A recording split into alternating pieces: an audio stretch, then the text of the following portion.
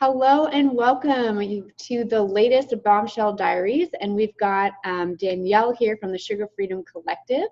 I'm Laura Sherrill, the founder of Balanced Bombshells, and we do these Bombshell Diaries to connect with real women and hear their story. And today it is all about sugar freedom in our life. So Danielle, let's welcome you and please introduce yourself. Hi, everybody. Hi, Laura, and all the ladies watching. Thank you so much for having me on today. This is so exciting. I can't wait to dive into this topic. I'm Dani. Call me Dani. I am a health and wellness coach, and I support women in completely reshaping their relationship with sugar. So hence the topic we're going to be diving into today. I'm going to leave it at that because I know we're going to dive into lots of nitty gritty behind that, but that's essentially what I do. And I live on beautiful Vancouver Island in BC, which is Yes. a sunny day today. Best place. Yeah. And I've been so excited for this topic because I am definitely like a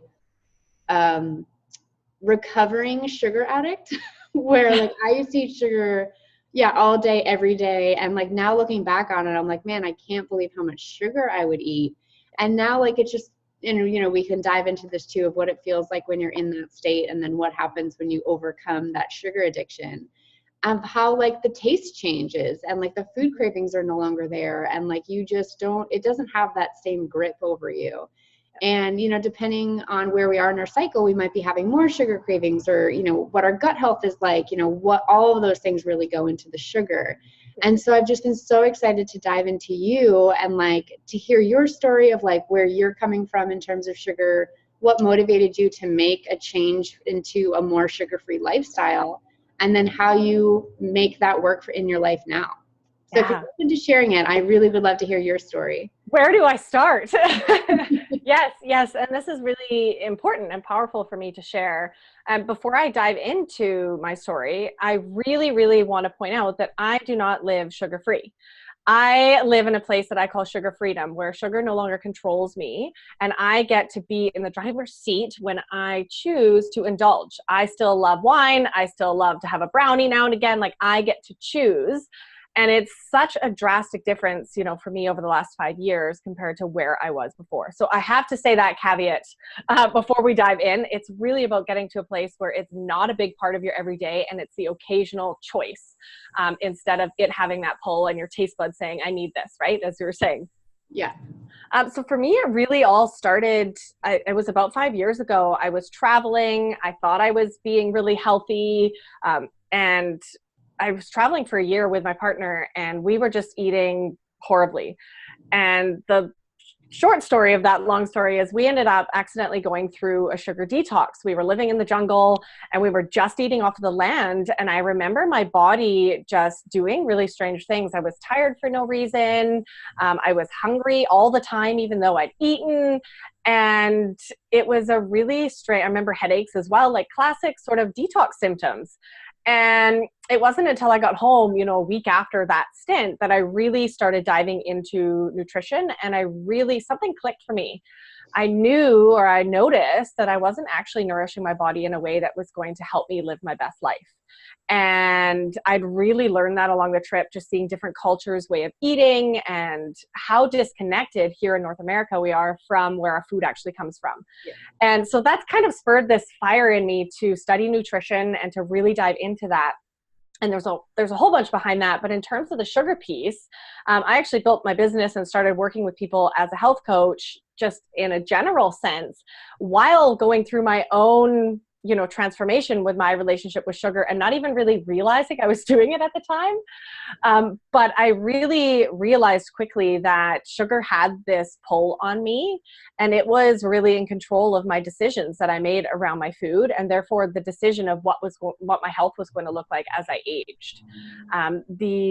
One of the big motivators for me, as I've gotten clearer on this myself, is looking at my family. So actually my family, mainly say my mom's side of the family, my mom, grandparents, aunts, uncles, they're all very addicted to sugar, and they're all suffering with one of or more of many chronic diseases that is slowly killing them, whether it's obesity, diabetes, cancer. I lost both of my mom's parents, my grandparents last year. I'm officially grandparentless. I'm only 31. These are all these chronic diseases that the more I learned about nutrition and the more I learned specifically about sugar, I realized like this was my future and this is what's going on in our food system. We're slowly killing ourselves with food because that's not real food. And sugar was is the piece that is making the biggest impact and negative impact in our health in our world. And this is going not just North America, this is all over the world. And I knew that I had to do something about it for myself. And then that kind of spurred me into my own journey, which took a good 2 years to actually get to this place where I am strong and I can say that I'm sugar freedom in this place. And it was really difficult and really lonely and really overwhelming. And all of those things, when you try to make a big change, especially an addiction, which sugar is, all by yourself. So I was doing this all alone. I didn't know anyone else doing this or making this stand or making this change for themselves. There was no, Facebook groups for me to join. Maybe there was, but I didn't know, And once I went through that and got to this place, I knew this is what I have to help women with. Because it doesn't have to take 2 years. It does not have to be overwhelming. It does not have to be confusing. I've figured out exactly what works in that process. And that's what I do now. And that's what I love doing is sharing my journey and all the pieces that I learned in a condensed format so that it doesn't have to be horrible and it can actually be fun, completely reshaping your life and your relationship with sugar to get to a place where you can indulge without the guilt and where you're in control, which is just freedom. That is the definition of freedom. So that's my passion, and that's a bit of my story. Yeah, I love that. And I nodded along when you were saying that you went through the journey alone and there weren't many people around you doing it as well. And I honestly felt the same way when I was changing my habits with sugar as well. Like no one in my life was like even close to that. Even like cutting sugar was not on the radar. And I just remember thinking like, okay, this is not serving me. This is not making me feel good. It's not allowing me to live my best life. And like, when you're a motivated, ambitious woman and you start realizing that your habits are putting your health at risk, and then when you think of your future, like how is my body going to be later in life, and then looking at our families, like that is essentially a huge prediction into what our bodies are going to go through. And my family is kind of in the same way. Like both of my parents were borderline diabetes. They've had to completely change their habits. And it's actually been interesting, even my work with food and hormones and all of that stuff, my mom was able to like reverse her numbers within like 3 months just by cutting sugar. I had her add in some more healthy fat to make sure her blood sugar was more stable. Yeah. But it's just amazing what the body can do and like how it can actually recover itself even when you're starting to showcase those symptoms. Yeah. And something you and I kind of touched upon before we got into this conversation was I haven't shared too much with the Balanced Bombshells community on my take on sugar. I think they know that I am against it, but I don't try to push it because I think every person needs to get there on their own. And it's kind of, in terms of you being addicted to something, if someone's having a drug problem or alcohol problem, that person really needs to decide on their own if they're going to move forward and do it versus having everybody tell them that they need to make a change, because like the change isn't going to happen unless it's internally motivated. So I actually probably am a little bit more extreme on the sugar end, where I primarily do eat sugar-free outside of fruit. And I do some raw honey because it has natural digestive enzymes in there, so to help with digestion. But other than that, I'm way more extreme on the sugar, so I don't want to talk about it because I don't want people to feel like that is something that they have to live with. It's just what I've noticed hormonally is better for me. I'm very sensitive to the sugar spikes, which would, I guess, make sense if my grandmother had type 2 diabetes. My parents are borderline diabetes. My body's clearly already showcasing signs of being too sensitive to it. I get super moody, and like I'd actually really love to hear the symptoms that you experienced when you were having a lot of sugar. Like, and then I think what happens, the fact that it took you 2 years, you kind of like go through this roller coaster, and it's kind of like the seesaw where you're like, I'm doing great, so I'm gonna have some sugar. Totally. I feel like kitty.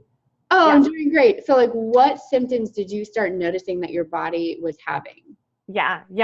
Before I dive into that, there's a couple things in what you just shared that I really want to touch on. Number one, I want to know how, because I want you to teach me this. How did you get your family to be so open to healing with food? This is a total honest open share. I've had a really hard time with this because mine is not open to the power of holistic healing, the power of just making some lifestyle changes, the power of, I mean, it's a tough one because our traditional system just says, take these pills, you'll be fine. It'll make you feel better. Right. But I believe the complete opposite. And this has been a journey for me, Laura, and exactly what you shared is that the only thing I can do is to do what's right for me and lead by example and let others get there on their own. Mm-hmm. And to this day, that's really hard for me because a lot of them aren't there yet. And I have to sit back and watch. Yeah. And that's a big part of my motivation as well. Keep doing what I'm doing. And hopefully one day some of it will wear off and they'll come to me and be open to it. And I'm ready with like, okay, let's do this. Let's mix some things up. So I think that's amazing that your parents are open to making those changes instead of just going the traditional route. Yeah. So teach me. Okay. So I wanted to say that. It took a few years. So like I've been primarily sugar-free for 7 years. And wow. So it was a process. So first I never pushed the sugar thing on anyone because I feel like the more I would push, the more they're going to tune me out. Totally. So it's definitely like leading by example. And so they started noticing if they would, let's say it was a birthday and they bought cake and like I used to do this with my old office too. I kind of, it's actually, okay, we're going to have a conversation about this too, because I know you talk about the workplace and it goes hand in hand with my family. So people, I think, use sugar and like treats like cake as like celebratory things. Absolutely. Totally fine. But what started happening was I wouldn't eat it. So they would bring cake, they would make something, and they'd be so excited to celebrate whatever it was. Maybe it was a holiday, maybe it was a birthday, maybe it was just the fact that I came home because I live 3,000 miles away from my family, so I'm not always home. Mm-hmm. So I wouldn't eat it. And it was the same in my old office where they would buy cake and stuff for people. And, so I'm gluten and dairy free as well. So I can't do either of those substances, which actually makes it easier to be dairy free because I can't actually eat the cake or the icing. So I'm not sticking to it.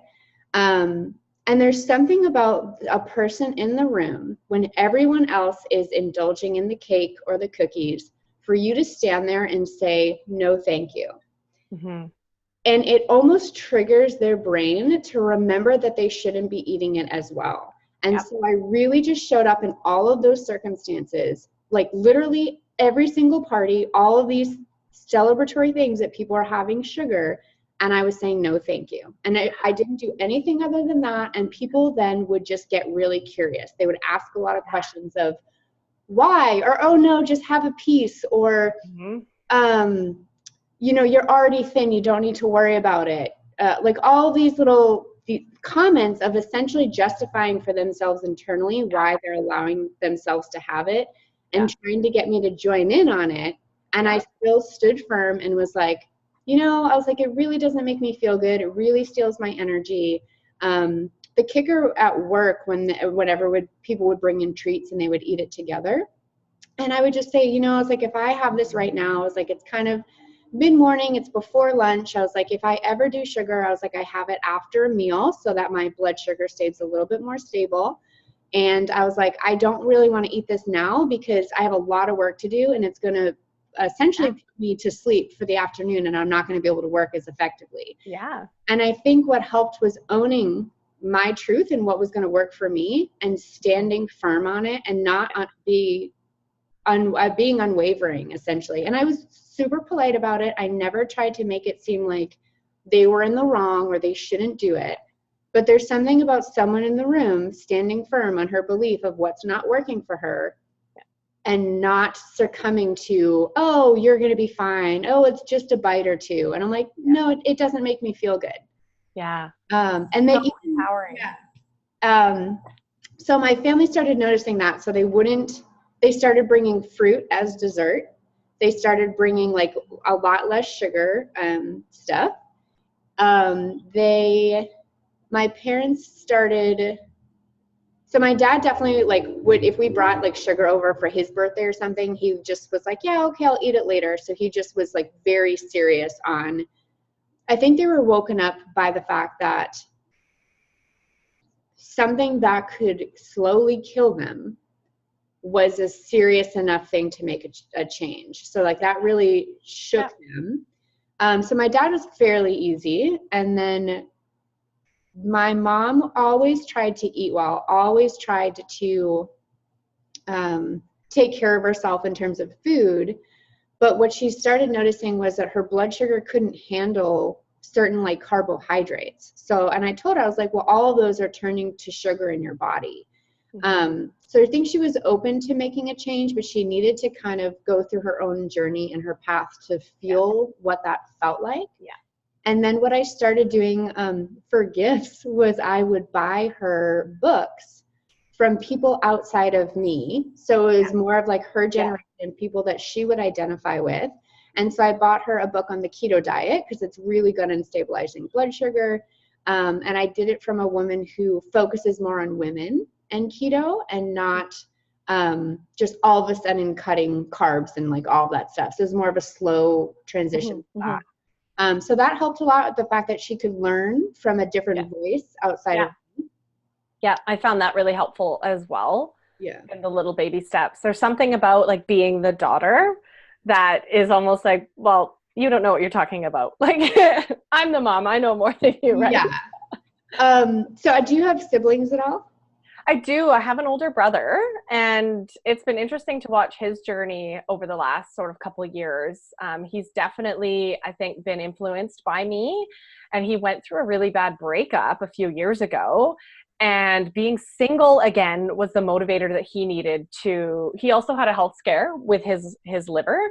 And both of those combined, he said, well, I want to get in shape. So he was sending me pictures of my recipes from my blog that he said he cooked. And like, he was all excited. And since then, I mean, he's running and eating better. And I think he still eats sugar, but not as much as he used to. And it's a work in progress. Right. So that's a piece that you can kind of stick to too. So I, without realizing, motivated my sister to make a lot of changes in her diet. Our bodies are very similar, which, you know, genetically is like, of course. So like how I feel on certain things, her body feels very similarly.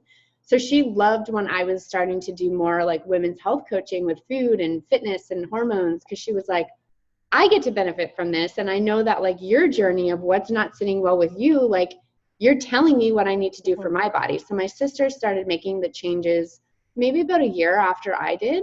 And she started feeling a lot better. And then my brother started making changes in his health about a year ago. And it's been, I think, all three children being on the same page and starting to make these changes with their own health and really talking about not the fact that our parents would have to do it, but sharing how much better we feel, how much more energy we have. My brother is 30, so he's like 2 years younger than me, and he was about to go literally have like carpal tunnel, like surgery, because his joints were super inflamed.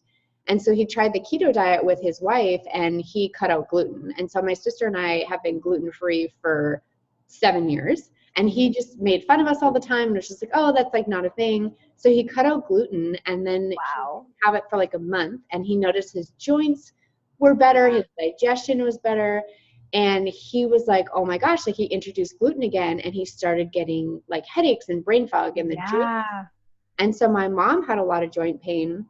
And so I was like, well, trying to have the inflammation talk, which sugar is a huge inflammatory. So her even just hearing that of my brother no longer needs to have like surgery because he cut out a source of inflammation from his body.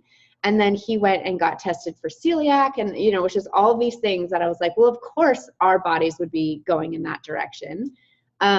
So just hearing, I think, how the kids were feeling and how we were just having more energy, we were more mobile and fluid, helped motivate them to recognize what they were putting into their body and start to question it. Yeah, that's amazing. Thank you for sharing. Yeah. That's so fantastic. And I think, everybody's different on their journey. And as we said, like, I think we need to recognize that it's their journey and it has to come from within, that change, right? And we can do what we can do. And I loved how you were that person in the room saying no and saying, this is what works for me. That's a whole nother topic, and we can dive down the whole discussion on why sugar addiction is the worst. Right. Those social situations. I want to say that's amazing. And I'm really proud of you for making a stand, because in a lot of situations, it's really hard to feel like the odd one out. Yeah. So that's commendable beyond words. So amazing. And it is really hard. Like a lot of my clients, I ended up, when they're shifts in their habits and they're like, okay, how do I handle a party or a work function? Yeah. Like, it's really hard being that person saying no. But what I challenge them on is, okay, if you take a moment to have that piece of cake or to have, whatever you're going to eat, that's like a few minutes of pleasure. And knowing yourself and knowing your body, after the party is over, how long is it going to take for your body to feel itself again? Mm-hmm. I work a lot with women who have more food sensitivity. So like gluten is an issue, dairy is an issue, soy. And like it can take 3 to 4 days for your body to process that out to feel good again. So it's like your body's a little bit more sensitive to these things than maybe someone else is. Yeah. But in that moment of pleasure, you're going to do it to please someone else because you don't want to feel awkward, versus afterwards it's going to take you 3 days to feel better. Yeah. And so like that to me isn't worth it. I'm not going to sit here and people please. It can be another way of people pleasing. Absolutely. Absolutely it is. And I think, this is interesting when it comes to sugar, because I think for most people, they don't have that necessarily like 3-day repercussion, like with dairy and gluten. For sure. I mean, those are big things that will take a couple days. I think that's one of the big problems with sugar, is that it feels good in the moment. And yeah, you might have an energy crash, or you probably definitely will have an energy crash in a couple hours, but then you'll go to sleep and you'll get up the next day and you'll feel, quote unquote, fine again. Right. So it doesn't last. It's harder to see the negative repercussions. And it's really hard also if you're not in an uncomfortable place right now, if you're not suffering with prediabetes, or you're not obese, or you're not, suffering from anything big. It's hard to say, I'm going to make a change now, instead of waiting. And this is a big thing that I've had this discussion lots with my family and my mom in particular. And it's I get the feeling like there's this waiting for something bad to happen, and then that change will take place. Right. And it's so frustrating because you can see it coming and you're like, okay, what if we do it now? It'll be so much easier. Let's make these changes, right? Right. I think our generation, like at least our generation, is more open to doing the work now, because we see what the issues are later. And I think we're really mindful on that. And because I can't say that, there's certainly people in our generation that are going to operate the same way, and they're waiting for something bad to happen, almost as a way to give themselves permission to keep doing it. Like they're not in that state yet, so they can keep doing it. But I think most people in our generation are more open to being like, oh, okay, this is causing me low energy. It's causing me brain fog. Like I notice I can't concentrate as well. It makes me sleepy. Even if I was to have something with sugar in it, but it was dairy and gluten-free, I still would feel slightly bloated. Like my body is, it's disrupting the bad bacteria in our stomach. Yeah. And so I don't know. I'd love to hear like what helps keep you motivated in terms of being in the sugar thing. Because what's helped me is knowing the fact that the sugar cravings are the bad bacteria in our stomach asking to be fed.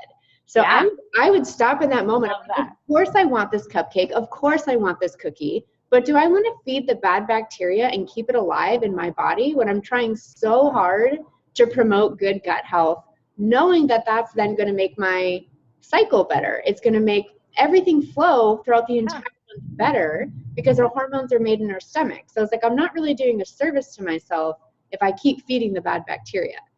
So that was really motivating for me.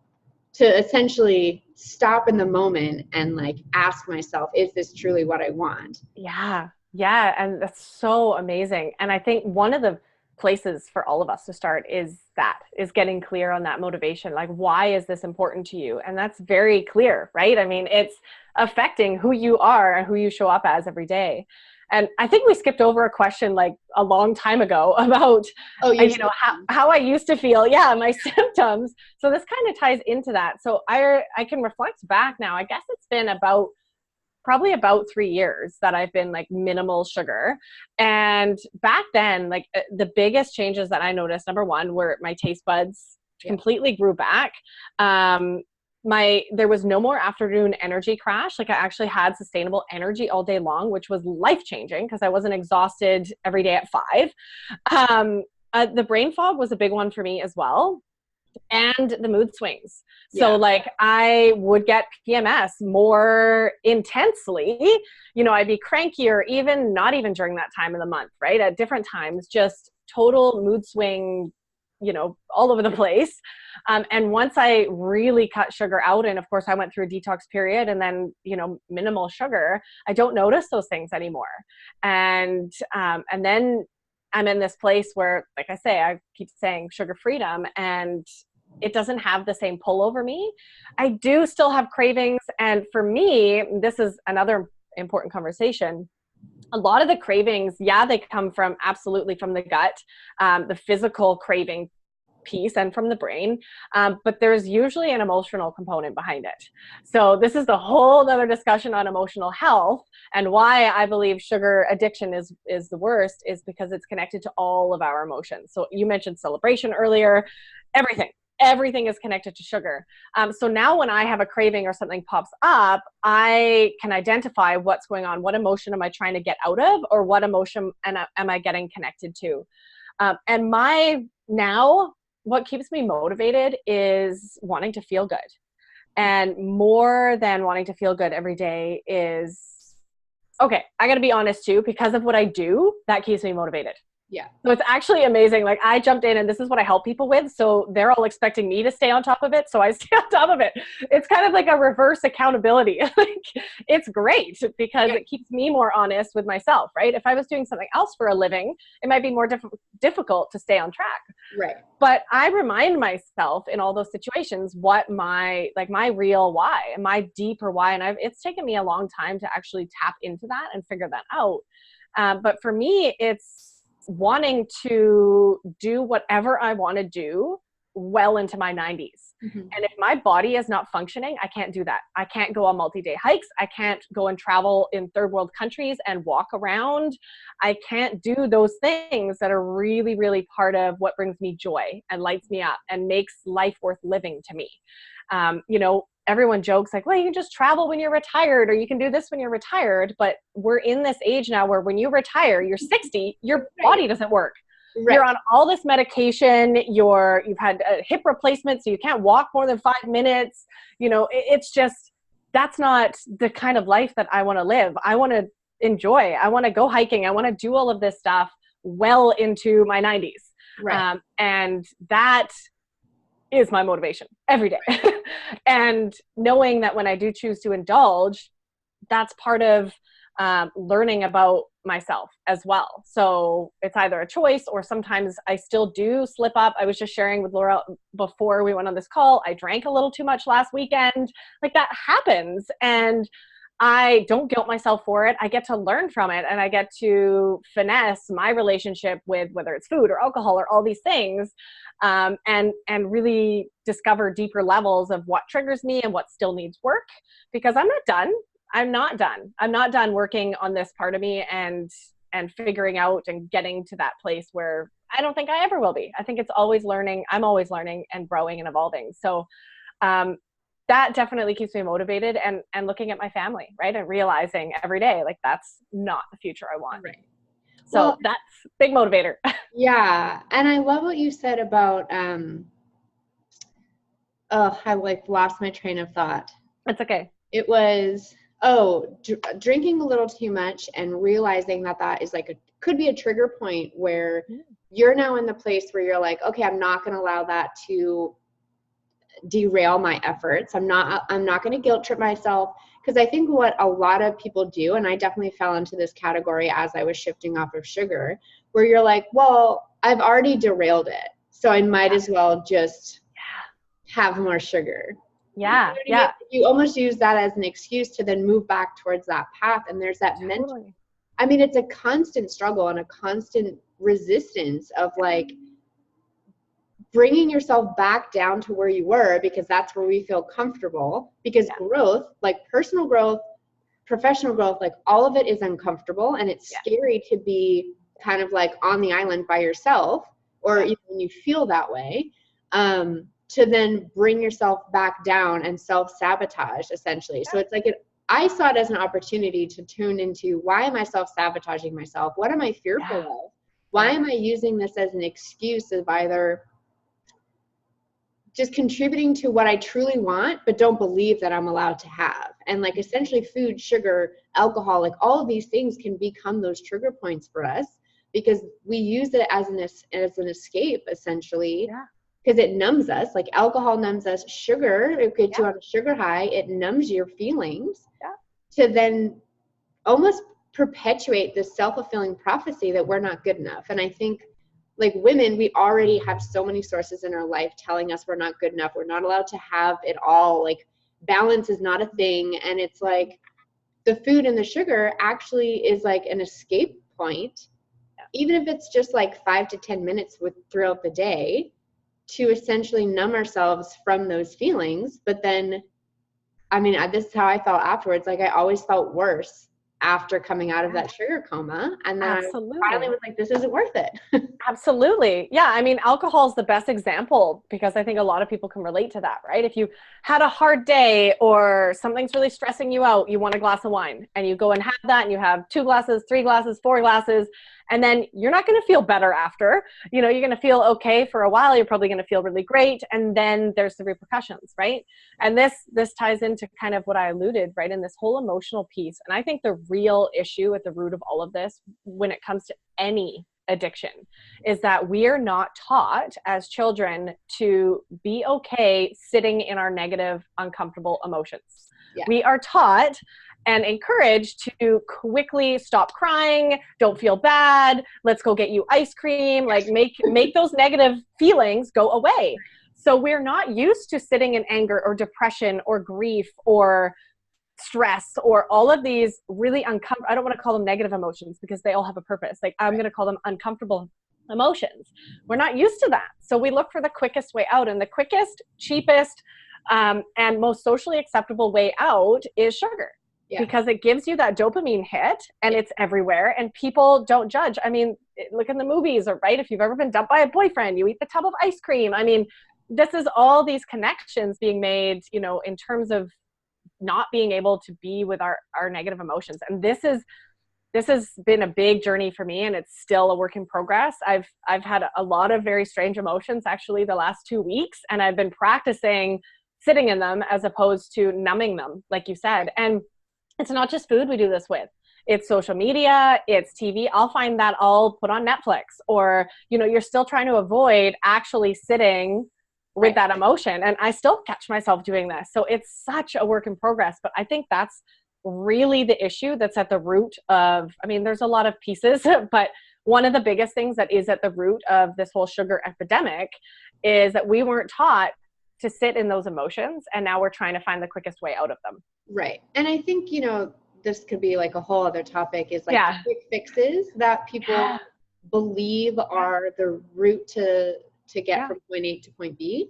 And, you know, we'll be talking about this in a minute, of your journey with cycle thinking and on hormones. And it's, you know, women think that there's so many just quick fixes. And like the thing with hormones, the thing with sugar, the thing with our bodies is that there are no quick fixes. And like it took me 18 months to truly balance my hormones. And people just think, well, once I start, they're then going to be balanced. Or once I decide that I'm not going to do sugar, I'm going to be fine. And it's a constant battle. And it's more of like, how can we flow with our bodies? How can we go with the ever-changing landscape that is our life, and understand that those hard emotions are going to come up, you know, how someone might feel. So I just got married about a month ago, and there's something about getting all of your friends and family together that I noticed during the journey of planning the event, of how much emotional baggage was lifted and brought to the surface during this planning process, that people, and I just remember thinking, I'm not overwhelmed with the wedding. I'm not really overwhelmed with the planning. I'm overwhelmed with everyone else's emotions and how randomly they're just going to come at you. And so there's these trigger points in everybody's lives, and it's always the emotional part of how they're feeling within themselves, the fear that they're having, the self-doubt, the true belief that we aren't good enough or we're not worthy to have what we want to be happy, that triggers people into these states. And so, yeah, it's just really interesting. Like even Tyler, my husband, he ate way more sugar before we started dating. And so when we started dating, like this poor guy was just like, she doesn't eat sugar, she doesn't eat gluten, she doesn't eat like just all these no's. And I never pushed anything on him. Like I really don't do that. And he started realizing, oh, I'm having a little bit more sugar throughout my day. And so he started cutting back slowly on his sugar. But I've always been so impressed, and I honestly and it comes from his upbringing. So if you can think of your upbringing and like your relationship with sugar, he would only have like a cookie or two after lunch because that's what his mom would pack. Or like after dinner, he would only have like one small scoop of ice cream because that's what was allowed. So he actually has that same thing today, where if he's going to have sugar, if he's going to indulge, he's going to have a small cookie or two, and that's it. That's amazing. Yeah, so his balance with it is just fascinating, because I'm like, no, I want like 4 cookies. Like, yeah, that was me. Yeah. So I actually take a lot from him of like, okay, if I am going to indulge, it doesn't have to be all or nothing. No. It can be a little bit, and then we're good. Yeah. And like, it's such a new concept to so many of us. So yeah, I can relate with that as well. And I think that's really, I mean, we learn so much about ourselves when we can actually think back to our childhood, right? And where all of these came from, what habits were built, and even just thinking about that piece about the amount, like that's what showed up for me in childhood. It was kind of like, eat a bunch of it at once. Yes. Like don't eat it all day, and then kind of sneak and have a lot of it. Right. Or, every couple days or whatever. And it was kind of that sort of bingey type of relationship, instead of, consciously choosing and enjoying and being engaged with it. And a big piece that's changed for me, and that's helped me cut back when I do indulge in terms of not eating a whole bag of cookies, was changing my criteria as to the quality of what I was eating. Yeah. Right. So if I'm going to spend $10 on a good quality chocolate bar, I'm going to eat less of it. Yeah. If I'm going to spend, $10 on a tiny pint of ice cream, then I'm only going to eat a little bit. Like I really ration it, and I enjoy it more. And I have pretty much just a bake it yourself kind of rule, unless I'm out traveling. Right. That makes it easier as well. Put a little bit of effort or money behind it, and it actually really helps you enjoy less of it. Right. And then you savor it. So like I remember reading something about Mariah Carey, where she would only allow herself 3 bites of a dessert, and that was it. And so I was like really fascinated by this concept, because if you were to sit down and have dessert, after a few bites, it doesn't taste as good. Totally. Like you kind of just finish it because it's there. And like, I was like, wow, what a great concept to be able to have like 1 to 3 bites, where that's when it tastes the best. You savor it. It's way more like slow and gradual experience. And then you're able to put it away knowing this isn't going to taste as good beyond these 3 bites. Yeah. So sometimes I try to follow that too. Yeah. Of like, oh, it's not going to be as good having. Yeah. It's kind of like the 5th glass of wine. It's going to taste like the first glass, right? It tastes like water at that point. Because So something I'd love to know too, so in your sugar freedom, what is something that you will buy a higher quality chocolate or, the really good ice cream, but what's something that, like, what's your favorite recipe on your sugar freedom lifestyle? Oh my goodness. Such a great question. That's so hard, Laura. Are we talking about like a treat recipe or like a dinner recipe? Because there's so much good food. And like a treat recipe. Like if you're like, all right, I'm going to treat myself, I'm going to make something. What would you make? Yeah. Okay. So funny that you asked this because I haven't actually baked anything in quite a while. Um, and last night I did. So I just posted this all on my social media. I made, it's one of the recipes from one of my cookbooks, and it's a brownie recipe. And it's like peanut butter, chocolate, bananas, cinnamon, vanilla, and it's like this brownie, and it's just sweetened with bananas, which are higher in sugar, but it's You're still getting the potassium, the you still magnesium, got all and the fiber. fiber and all the good stuff. So that's kind of definitely a go-to. And then on top of that, if I didn't have the energy to do this yesterday, but I could have planned ahead, is like ice cream. So sugar-free ice cream with just coconut milk, fruit, and banana, and I'll make that in the freezer. And thank goodness for my Vitamix, and it's so good.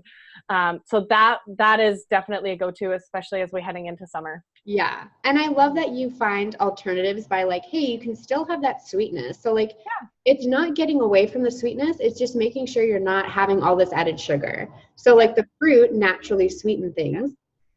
So I all of the recipes that I share in my at-home study on hormones are sugar-free. And I actually sweeten things with stevia or with fruit. So I like to make, and I have two go-tos if you want to hear what they are. I think I do. one of them is making chocolate mousse out of avocado. Yes. So like mashing up the avocado, putting in some cacao powder, and then lightly sweetening it with stevia and cinnamon. So I love doing that. So then you get like the healthy fat, you get all those vitamins, and you're not getting that sugar crash, but you're still getting that chocolatey sweetness. And then the second one that I love making is taking quinoa and mixing it with cinnamon and adding, I actually do buy 100% cacao, like chocolate bars. I do too. Yeah, cut it up, put it in there, and then lightly sweeten it with stevia and add like almond butter or peanut butter. And it's kind of like my take on a healthy peanut butter cup. And I try to trick my brain into thinking I'm indulging. So I never feel bad. I never feel like, oh, I don't get to indulge. I just switch things up so my body's still getting the nutrients it needs. It's still getting that sweet flavor. And I always gravitate towards chocolate. Like that's just my go-to always. But just knowing that you can still have these things, but just changing the way that you make them. And I definitely want your recipe for the brownies because that sounds so good of like making yeah, I can share the links with you and with all the people watching, of course, too, for where to go and check out those cookbooks. Yeah. So then, you know, as you think of your sugar freedom lifestyle, like, are there any other like tricks or tips that you want to share that help you make you feel like you're not missing out on anything? I think we can, you know, when we think we have to give up something, we fear the missing out versus being like, no, I can still have stuff, just changing. Yeah, and this is an interesting discussion as well, because what I always say, and this is because this is the number one fear I get met with whenever somebody's thinking about working with me or joining one of my programs, it's, well, I don't want to give up ice cream. I don't want to give up chocolate. I don't want to, there's of course this fear of like missing out on the fun or the flavor or the joy that it gives you. And I'll always say, you do not have to give it up. Okay. You do not have to give it up, but there is a period of time, minimum 4 weeks, when I work with somebody, that you do give it up. And then once you actually get to this place where you're back in control and your taste buds have grown back, you know, I don't believe in limiting ourselves. I think we should be able to have whatever we want, but changing what you want is the journey. So that's the deeper work. It's changing what you actually want. And then when you test those water and the reins are lifted, you're not craving ice cream every single day. You'll have it once in a while as a treat, and it just becomes natural, and you don't feel that you're missing out anymore because you're not feeling limited. You know that you can have it if you want it and you want to choose, and you can do it on your terms. So that's a really big, it's hard to explain, right? But that's a really big mindset shift. And like for me, I don't feel that I can't go and have ice cream right now if I want, but I really do not want ice cream right now. You know, so I don't feel that I'm missing out. I don't feel that I'm limited. And the fact that, you know, 80% of the time, I mean, all of my meals don't have sugar in it. I'm doing really great and I'm not eating sugar. It means that 20% of the time, if I'm out and people are having cake and I want a piece of cake, then I can have a piece of cake and I'm not going to worry about it. I'm not going to guilt myself about it. And I'm just going to move forward. Like, I know that my body can handle it.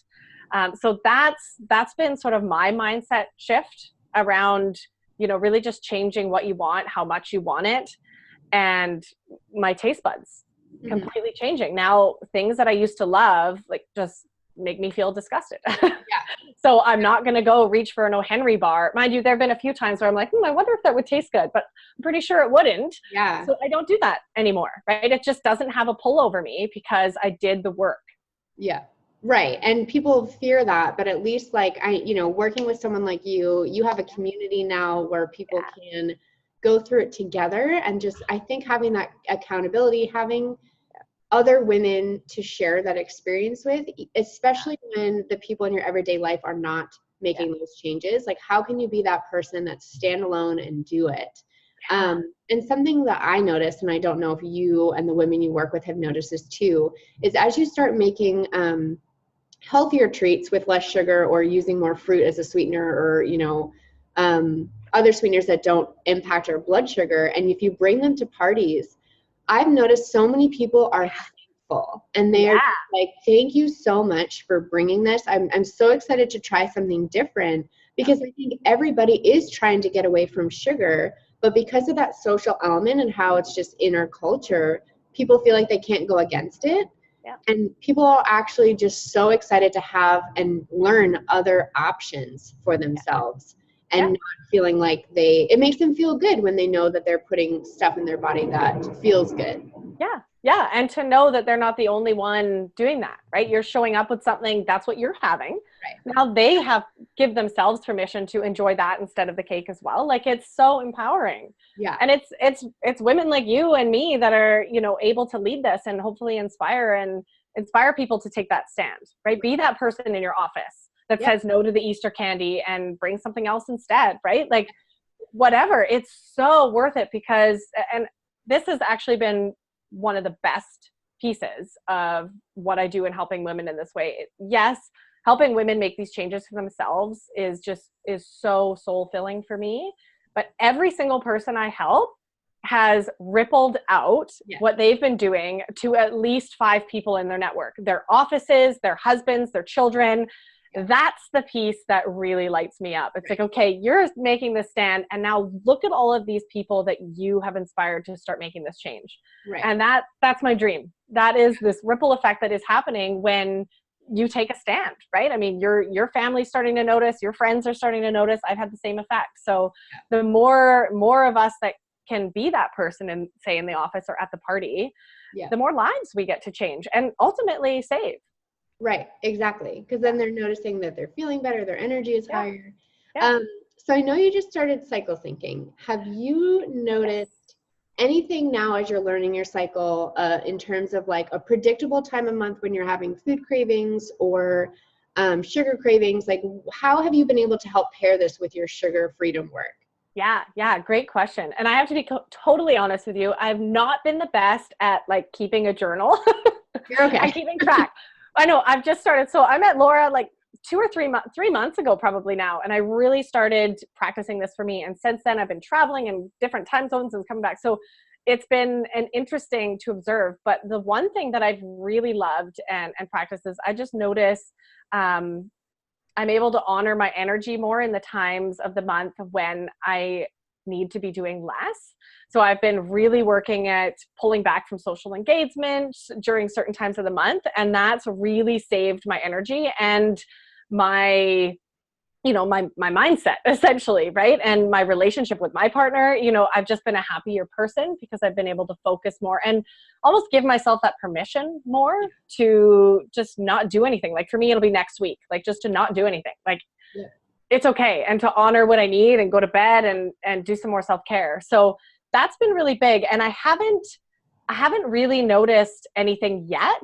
I'm going to really keep paying attention, but I haven't noticed anything yet in terms of cravings. I will say that this week has been a really emotional one for me. And it is the second half of my luteal phase. Right. And I got hit with a cold. Yeah. So I think for me, when I'm sick and a bit emotionally low, those two combined, I definitely noticed craving. So what I did yesterday was made those sugar-free brownies for my cookbook. and had a bath, and it was great. Yeah. So that is something that I have noticed, and I'll pay attention to, next month as I continue. But usually I'm not in that much of an emotional low combined with a cold, head cold during that time of the month. But I mean, that's life, right? It's different every month. So that's something that I will definitely continue paying attention to.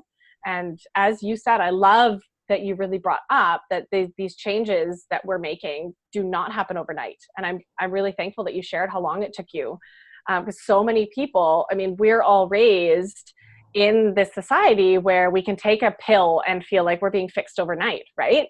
And we just crave this immediate gratification. You want a TV? Go and buy it on credit tomorrow. Do you want it? Like, we need to have it now. Like, we're almost of this generation where, I mean, I feel like my parents really instilled this in me, is like, you have to save up or you have to wait for things that are worth it. And a great reminder that we didn't get to where you are or wherever you are with your health overnight. Like, it's probably taken you 30, 40 years to get there.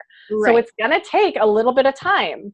And what I've seen in my work with my clients, there's usually a period of about 3 or 4 months of like intensive working together and going through the nitty gritty, the detox of sugar, this deep mindset work, the habit building. And then after that, there's probably another at least 6 months of continual learning, slipping up, learning about your triggers, diving into the emotional aspect. So kind of like maintenance, but still curious learning. And yeah, it's a total journey. It takes, at least probably a year till you're feeling really strong and that guilt no longer is there anymore, right? So that's a really good reminder for everybody. Like, all of these big, massive changes, especially when we're trying to change something on a cellular level and with our mindset that, by the way, has been, a certain way since we were born. Right. That takes time. Takes time and patience and remembering your end point, right? Your goal. And that's an important one. Right. I think that's one of the reasons why too I really like cycle syncing, is because it makes you tune more into your body and then just recognizing certain things, but at least for women, understanding it takes an entire cycle for our hormones to reset. So as you're making changes with sugar, with your diet, with fitness, it's going to take your body an entire month to reset. And just allowing yourself permission and that grace period to feel, which is then going to come forward in every single month that you have. And just knowing that every little step along the way is improving your health, is improving your mindset, is improving your relationship with your body. And those, I think, are just a constant habit that we need to bring forward into our life, and to remember and honor that, I think I feel like with women, we can think, oh, our bodies are just doomed to fail, or, because we have hormones, we have all these things. So then I'm just going to have this sugar, especially when we live in a culture where we compare ourselves, and, it's such on the rise with social media. So you have to be really mentally strong to separate yourself. But even as women, as we are compared to men, either professionally in the work world or, in our life, and thinking, oh, we can do everything that men can do, but not honoring the fact that we have a monthly cycle, and like a man's hormones reset after 24 hours, where mine's going to take a whole month. And like, just even knowing that we can't compare our bodies to anybody else but our own, and just constantly celebrating those little wins. I know in your group, you always are having women celebrate their little wins. Choosing one day to not have sugar is then going to motivate you another day to do it. Like, those little things always end up. Yeah, it's huge. I've had a lot of actual conversations lately about this. And even in my own life, I often forget to actually look back and see how far I've come, whether it's with my journey with sugar or with my business. It's so funny how we always sort of reflect on, well, what is there still to do? What's the next step in my journey? What am I still working towards? So that's definitely part of something that we do inside the Sugar Freedom Collective, which is the community that you're mentioning, that I run. And it's really a chance to reflect and kind of celebrate every week something that you have been working towards. And every month we reflect on the month that took place, and like what small steps did you take forward. Like, how are you different at the end of the month than the beginning of the month? And I think those sort of reflections are so humbling and so motivating and inspiring when we go, wow, like it's only been a year and look how far I've come. I go to birthday parties now and I don't even want the cake. Like, that's huge. That is absolutely life-changing. And we often forget that when we just keep thinking about the work to be done. And I don't think the work's ever done. So there we're stuck in this perpetual, like, what's next, instead of actually celebrating and owning how amazing we are and how far we have come. Right. Yeah. And I just absolutely love and adore you and the work that you're doing. And I know you have a free gift for everybody listening. Do you want to share a little bit about that? Yeah, I would love to. I actually have a few really great free gifts.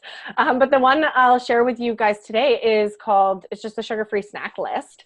So it's this great PDF you can print out. It's one page, hang it on your fridge, and it is a go-to a lot of my favorite sugar-free snacks. So I know that's a place that a lot of people really struggle with, because granola bars are loaded with sugar, because all these quick grab snacks are loaded with sugar. So there are a lot of things that you can prep that are also kid-friendly and family-friendly, and you can have them there on hand. So if you're having a low or you need something, you can go right to those. So having them really handy is definitely a recommendation. Put that on your fridge, and Laura will be sharing the link.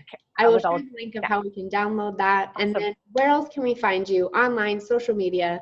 Yes, you can find me, and Laura has all those links as well, right? But you can find me at the sugarfreedomcollective.com, and it's Sugar Freedom Collective on Facebook, sugar.freedom.collective on Instagram. Okay, awesome. And I'll be sharing all of these links with you, so you're going to be able to find Dani on her website. You're going to be able to follow her on social media. She does have a waiting list right now to join her Sugar Freedom Collective, which we can also share, because if you're needing extra support on, getting over the hump into sugar freedom, Dani is your go-to girl. So I just want to thank you so much for joining us today on this episode of the Bombshell Diaries. And I'm just so excited to, keep learning from you, to get your recipes into my life as well, and just keep entering into that phase of sugar freedom. Yeah, thank you so much, Laura, for having me. I loved the flow of this conversation. We did not have a plan. We just went with it, and it was so fantastic. There's so much more to dive into, so hopefully we can do another one of these, but I just loved it. So thank you so much for having me. Absolutely. I think I'll put a plug in. The next one we'll do is more like emotional health, and how all these stuff like triggers into us trying to grab those quick fixes. Yes, let's do it. I'm ready. Yes. So thank you so much, and we'll talk to you soon. Thank you. Bye, everyone.